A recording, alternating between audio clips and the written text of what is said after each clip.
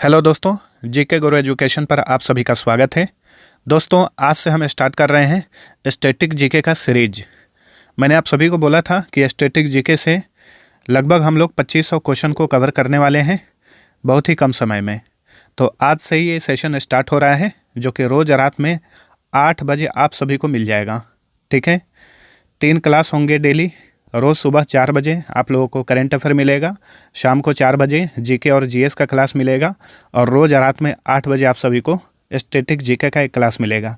इस तरीके से दोस्तों मैं आप सभी का जीके का कंप्लीट तैयारी कराने वाला हूं। चैनल के साथ बने रहिए। और दोस्तों, आप सभी को वीडियो पसंद आता है तो लाइक और शेयर जरूर करना। देखिए दोस्तों, स्टैटिक जीके के हम जितने भी क्वेश्चन देखेंगे, ये सारे क्वेश्चन किसी न किसी परीक्षाओं में पूछे गए हैं और ये रिपीट होते रहते हैं, इसलिए एक भी क्वेश्चन मिस नहीं करिएगा। ध्यानपूर्वक देखिए। अब चलिए स्टार्ट करते हैं। तो आज का हमारा पहला क्वेश्चन है, निम्नलिखित में से किसने शिलोंग चैम्बर क्वायर की स्थापना की थी? शिलोंग चैम्बर क्वायर जो है ये संगीत से रिलेटेड है। तो इसकी स्थापना किए थे Neil Nongkynrih. Option A right answer. 2001 में इन्होंने इसकी स्थापना की थी। देखिए दोस्तों, इस वीडियो में टोटल 30 क्वेश्चन है। 30 क्वेश्चन में आप कितना सही कर पाते हैं नीचे कमेंट करके ज़रूर बताइएगा। ठीक है, आंसर बताने से पहले वीडियो को रोक कर आप अपने मन से टिक कर लेना, फिर बाद में मेरा आंसर सुनना। इससे आपको पता चलेगा कि आपकी तैयारी कितनी मजबूत है। चलिए, क्वेश्चन नंबर 2 है, लॉटरी रेगुलेशन एक्ट किस वर्ष पारित किया गया था? तो देखिए दोस्तों, भारत में लॉटरी रेगुलेशन एक्ट ये पारित किया गया था 1998 में।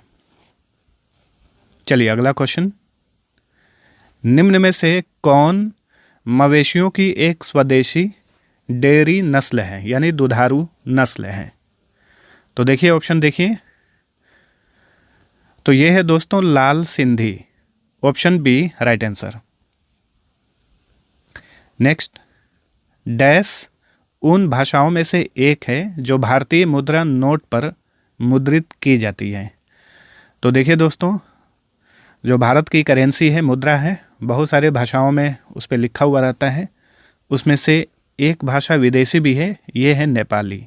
ठीक है, तो option C right answer. Dzongkha dash देश में बोली जाने वाली एक चीनी तिब्बती भाषा है। तो बताइए, जोंगखा ये जो भाषा है भारत के किस पड़ोसी देश में बोली जाती है? सही उत्तर होगा भूटान। Option D. नेक्स्ट, भारतीय मानक ब्यूरो के अनुसार पीने योग्य पानी में मैलापन यानी टर्बिडिटी की अधिकतम अनुमेय सीमा क्या है? तो देखिए, भारतीय मानक ब्यूरो के अनुसार जो है पीने योग्य पानी में मैलापन की अधिकतम अनुमेय सीमा है 5 NTU।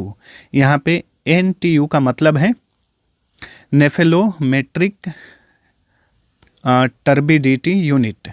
ठीक है, कई बार फुल फॉर्म पूछा जाता है तो याद रखिएगा, नेफेलोमेट्रिक टर्बिडिटी यूनिट।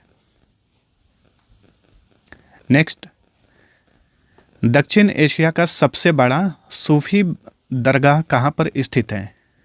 तो दक्षिण एशिया का सबसे बड़ा सूफी दरगाह स्थित है पाकिस्तान के लाहौर में।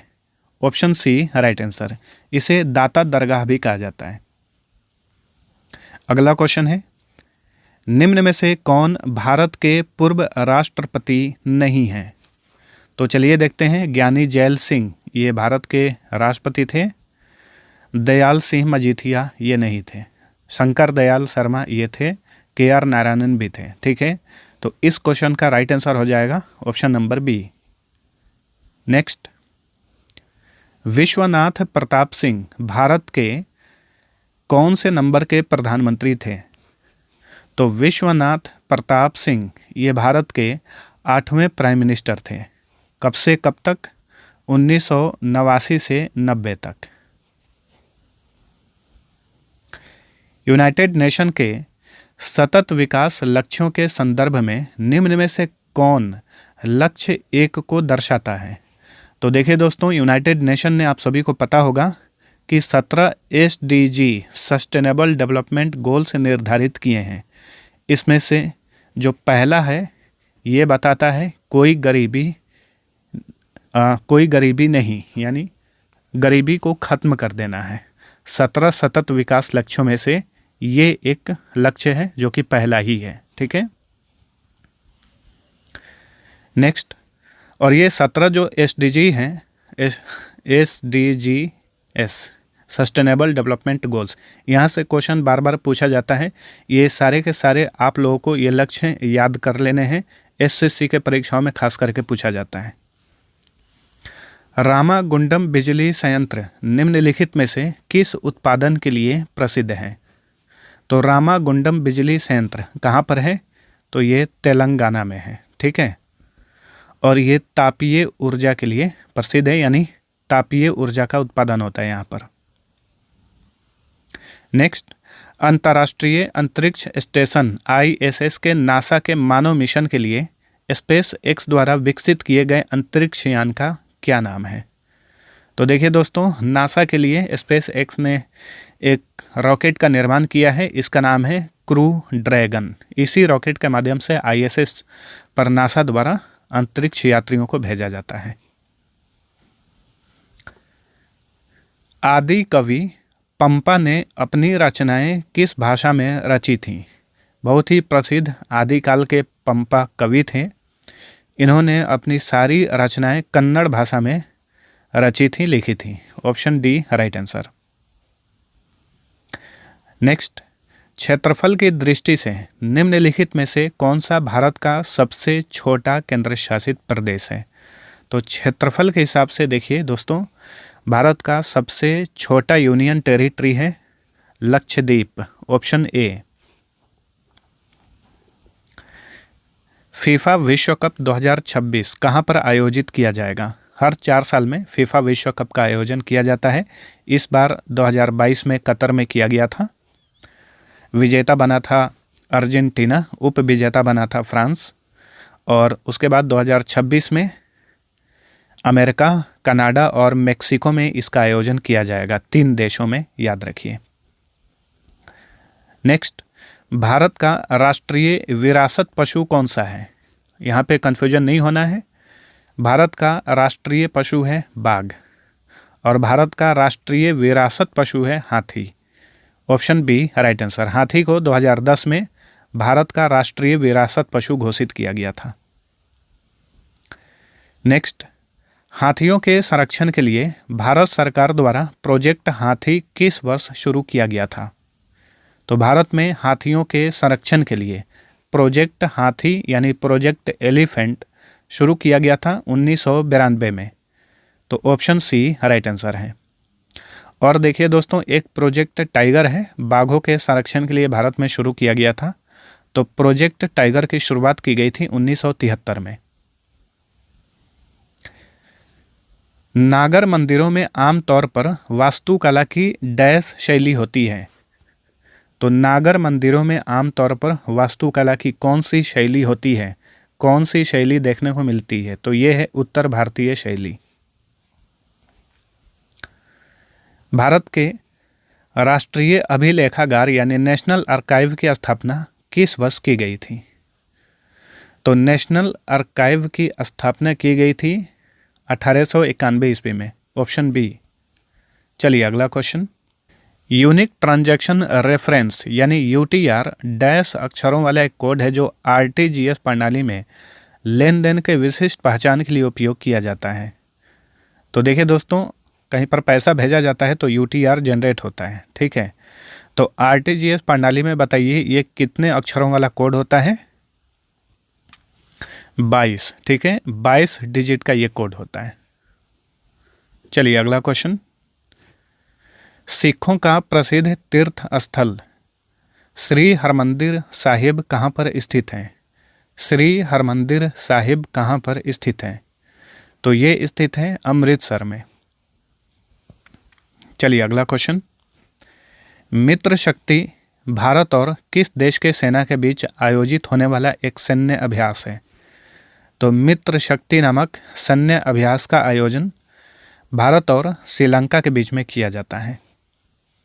अगला क्वेश्चन, पक्षियों के वैज्ञानिक अध्ययन को डैश कहा जाता है। तो बताइए, पक्षियों के वैज्ञानिक अध्ययन को क्या कहा जाता है? बार बार एग्जाम्स में रिपीट होते रहता है। इसे कहा जाता है ornithology. Next, Indira Gandhi memorial tulip garden कहाँ पर स्थित है? तो देखिए दोस्तों, Indira Gandhi memorial tulip garden जो है ये भारत का सबसे बड़ा ट्यूलिप गार्डन है। कहाँ पर है? जम्मू कश्मीर की कैपिटल श्रीनगर में। नेक्स्ट, निम्नलिखित में से कौन सबसे लंबे पंख वाला सबसे बड़ा समुद्री पक्षी है? तो देखिए दोस्तों, सबसे लंबे पंख वाला सबसे बड़ा समुद्री पक्षी है वांडरिंग अल्बाट्रॉस। तो option A right answer. Next, oolong किसका प्रकार है? चलिए देखते हैं, जूटों का, चाय का, कॉफ़ी का, जूट का। उलोंग जो है दोस्तों ये चाय का एक प्रकार है, ऑप्शन बी। नेक्स्ट, निम्नलिखित में से कौन एक उड़ानहीन पक्षी है? यानी निम्न में से कौन ऐसी एक पक्षी है जो उड़ नहीं सकती? तो कीवी, ठीक है, कीवी जो है ये पक्षी है लेकिन उड़ नहीं पाता है। सारस निम्न में से किस राज्य का राजकीय पक्षी है? दोस्तों ये काफ़ी इम्पोर्टेंट क्वेश्चन बनेगा। आगामी 1 साल के भीतर आप कोई भी परीक्षा की तैयारी कर रहे हैं, एग्ज़ाम देने जा रहे हैं, तो ये क्वेश्चन पूछा जा सकता है, क्योंकि सारस जो है हाल ही में काफ़ी सुर्खियों में रहा है। क्यों रहा है? उत्तर प्रदेश के एक व्यक्ति हैं, आरिफ उनका नाम है, उन्होंने पाला था। उत्तर प्रदेश की सरकार ने इस सारस को उनसे अलग करके इसे अभयारण्य में छोड़ दिया गया है, ठीक है, जिसके कारण जो है काफ़ी सुर्खियाँ बटोर रहा है ये न्यूज। इसलिए ध्यान रखिएगा, सारस जो है ये उत्तर प्रदेश का राजकीय पक्षी है। चलिए अगला क्वेश्चन है, हक्की और पिक्की किस राज्य की संकटग्रस्त भाषाएं हैं? तो हक्की और पिक्की जो है दोस्तों ये कर्नाटक की भाषाएं हैं जो कि बहुत ही खतरनाक तरीके से संकटग्रस्त हैं, यानी लुप्त होने वाली हैं। ये भाषा जल्दी कोई बोलता नहीं है, ठीक है। तो हक्की और पिक्की भाषा का संबंध कहाँ से है? कर्नाटक से है। भारत में federation of Indian chambers of commerce and industries यानी फिक्की की स्थापना कब हुई थी? फिक्की का फुल फॉर्म बार बार पूछा जाता है, तो इसका फुल फॉर्म होता है federation of Indian chambers of commerce and industry. इसका गठन हुआ था 1927 में, ठीक है दोस्तों। और मुख्यालय कहाँ पर है? इसका मुख्यालय नई दिल्ली में है। तो दोस्तों स्टैटिक जीके का आज का ये हमारा पहला सेशन था। डेली 8 बजे रात में आप सभी को मिल जाया करेगा। चैनल के साथ जुड़े रहिए और एक भी वीडियो मिस नहीं करिएगा।